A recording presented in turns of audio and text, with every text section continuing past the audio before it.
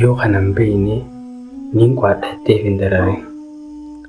Saayintistii beekamaan Riichaard Feynman maal jedha? Waan baratte takka, waan qo'atte takka yoo haala salphaadhaan namaaf ibsuu hin dandeenye ati ifii teetiif hosii galee hin jiru. Saayintistiin beekamaan kun namni haala salphaadhaan akka hubatuu fi akka qo'atu sadarkaa 4 kaa'ee jira. Har'a sadarkaa 4 kanaan isiniif takkaffaarratti tooppikii haxannaatu san tooppikii qo'attu san ni filattaa jira. Filatteetiti sirriitti dubbistaa jira.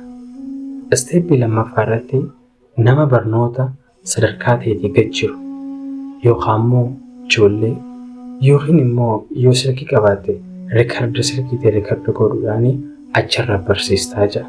Isaan kun koomentii settiin kana caljaanis dhageeffatan waan taateef barsiistaa jira.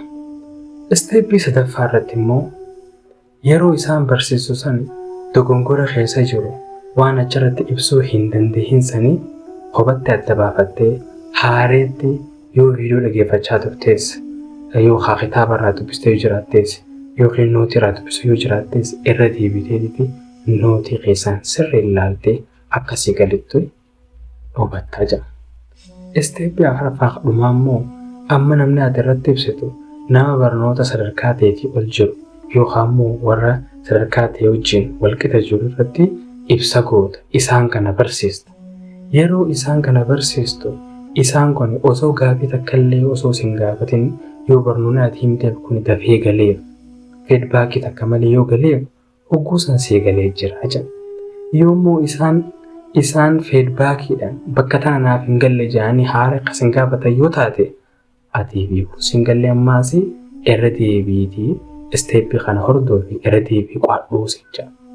Riichaard Feynman ani isteeppiin kun hedduu takka naatee jira waan taateef beekumsa kana isiniif hin dabarsa jeeti. Galatoomaan isin jira akka irraa hubattanii akka itti daleetan abdiin qaba. Galatoomaa.